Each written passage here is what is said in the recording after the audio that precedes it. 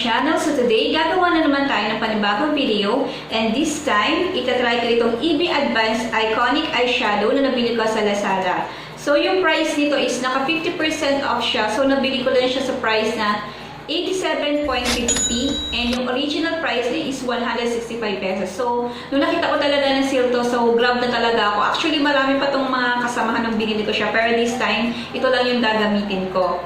So, kaya gusto ko siyang i-try kasi wala pa akong mga shade ng ganito, yung mga silver.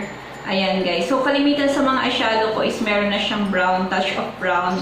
So, ito nga pala yung itsura niya. So, sobrang liit lang niya and 6 shades siya. Combination siya ng shimmer at matte na eyeshadow. And also, this product contains 6.8 grams. So, itong eyeshadow na to is meron siyang 4 na shade, which is jackpot, mixed metals, minimalist, at saka itong black tie. So, black tie yung shade na pinili ko kasi nga wala pa akong shade ng eyeshadow na may mga touch of silver, gray, ganyan. So, ito siya, pakita ko siya sa inyo. So, ayan yung itsura ng loob niya, guys. So, may kasama na siyang mirror na maliit and may kasama na rin siyang applicator.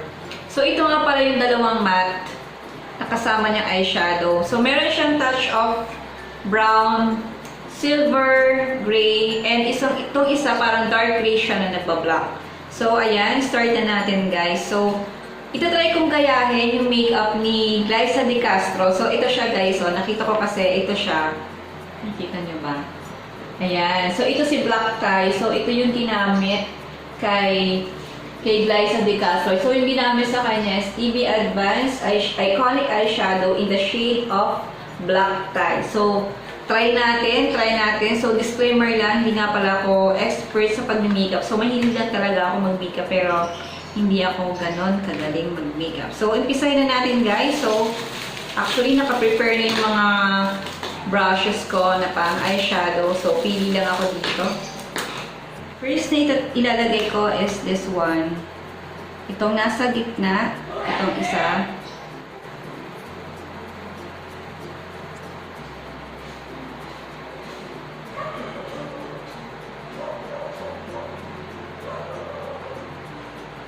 Parang ayaw yung dumikit sa brush.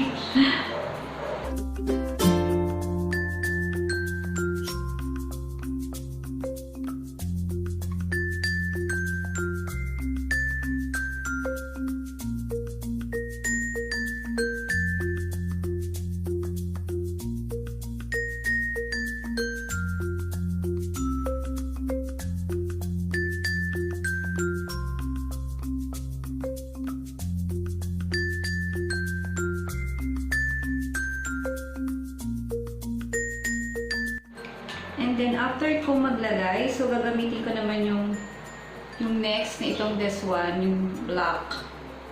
Dito sa pinakang taas niya.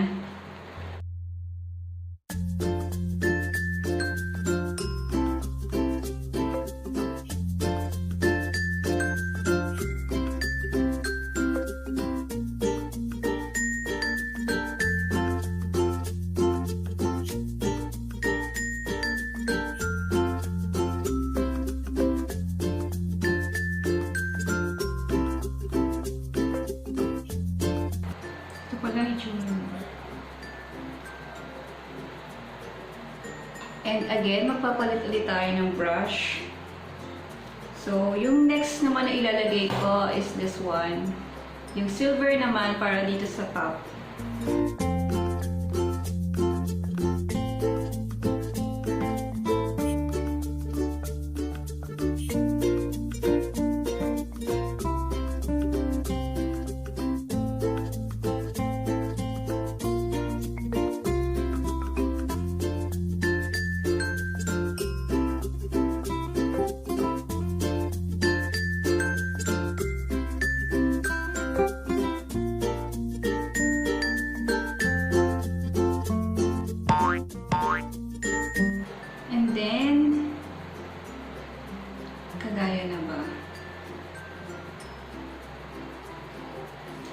So, maglalagay lang ako ng a little bit yung eyeliner dito sa top and dito sa baba. So, I'll be right back.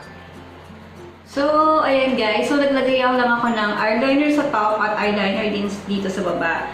So, next na gagawin ko is maglalagay ulit ako dito ng eyeshadow dito sa baba.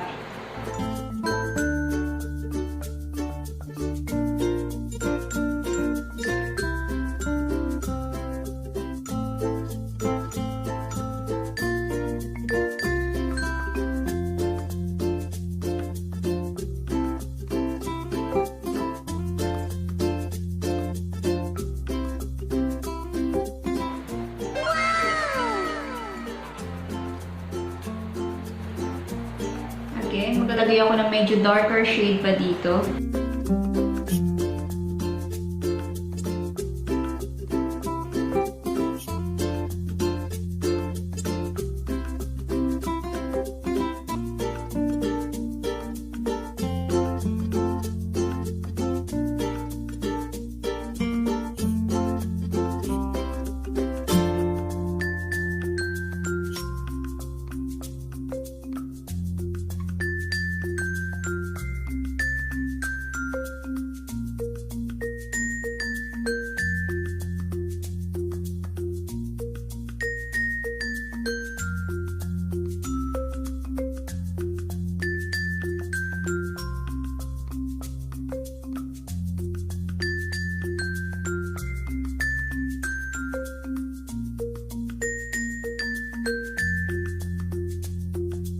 So, yung ibang shade nito, katulad nitong dalawang matte, pwede mo siyang gamitin na pang-contour sa nose o kaya pang-contour dito sa cheek. So, gagawin ko naman ngayon is i-contour ko yung aking nose using this Eyeconic Eyeshadow. So, this one.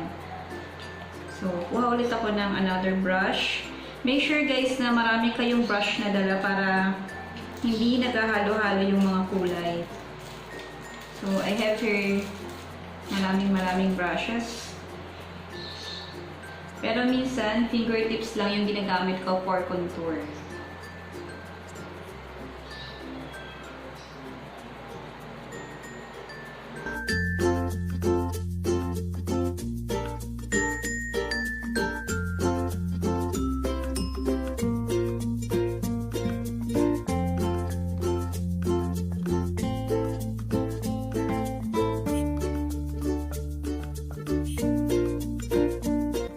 Then, tingnan nyo guys, ang nangyari guys. So, after that, pwede mo siyang, oops, gumagawin yung camera. Igalan-galan mo lang. Para magpantay siya. Okay na, tumangos na yung ilong natin. And, sabi ko sa inyo guys, maglalagay din tayo ng contour dito. So, kuha ulit ako ng another brush. So, ito yung brush na gagamitin ko pang contour. So, ang gagamitin ko rin pang contour is yung nilagay ko dito sa ano. So, pwede na rin itong isang ito. Nasa tabi.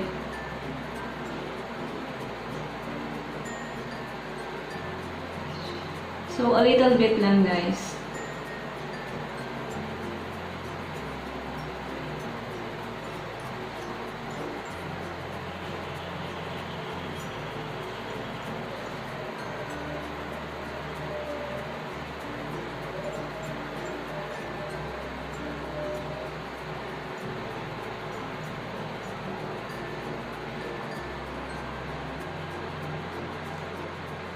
Okay na yun guys. I think okay na yung eyeshadow.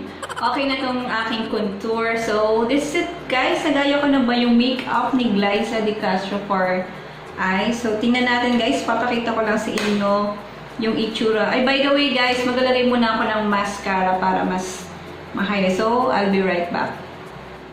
So, this is it guys. I'm done with my makeup. So, bigyan ko na ng final verdict itong si EB Advanced Eyeconic 6 Shades Eyeshadow. So, actually, ngayon lang ako nakapag-makeup ng ganito kasi sabi ko nga sa inyo sa mga previous video ko, hindi talaga ako mahilig mag-eyeshadow. But then, nung na-try ko itong si EB Advanced Eyeconic Eyeshadow, parang gusto ko na maglagay palagi ng eyeshadow to yung mag-vlog ako. Kasi kung pansin sa mga vlog ko, hindi talaga ako naglalagay ng eyeshadow. So, ngayon lang din talaga ako naglagay ng eyeshadow. So, ayan. Sobrang ganda niya. So, Ang masabi ko lang dito sa powder niya, nung nilalagay ko siya, medyo nagpo-fall out lang yung powder niya, pero kaya pa naman. So, be careful nga lang na dito, lalo na sa yung sa dark shade niya. So, pag naglagay siya dito, nalaglag siya dito. So, kumakaya talaga siya dito. So, make sure lang na konti-konti lang talaga yung pagkuha, pagdudot nyo ng brush dito sa Eyeconic Eyeshadow na to. So, for me, bigyan ko na to ng final verdict. Actually, maganda yung mga shades niyo. Grabe. Parang, alam mo, ito yung ito yung makeup na ginagamit pag may mga party, pag may mga pupuntahan kang mga panggabi, yung usually panggabi. Kasi kapag ganito yung makeup mo pang araw, parang sa sobrang init, baka matutunaw lang to. So, maganda itong gamitin pang araw. And yung ginamit kong shade is tatlo lang. Itong tatlo lang na to. So, ito, hindi ko to na-try. So, this one, ginamit ko siyang pang contour sa aking nose at saka dito sa cheeks. So, for me, for the price of, actually, 87.50 ko nga lang siya nakuha. So, sobrang sulit na to, guys. Itong si EB Advanced Eyeconic Eyeshadow. And, kung gusto nyo i-try, meron pa itong mga tatlong shade. Yung nabanggit ko nga kanina, si Jackpot, Minimalist, and si Mixed Metal. Si Mixed Metal, yung medyo mga orange, meron na akong ganun. So, ito na lang yung ito-try ko. So, there you go, guys. Again, and sana nagustuhan nyo itong aking makeup. Actually, maganda pala siyang i-partner kapag ganito nakatapang yung eyeshadow mo. Mas maganda kung lighter lang na lipstick yung gagamitin mo. So, yun lang, guys. So, mas maganda talaga kung may highlighter pa kayong ilalagay ito sa cheeks nyo. So, there you go, guys. Kaya na pa ako nagpapaalam. Again, thank you for watching my video and please don't forget to subscribe for more videos and updates. Bye!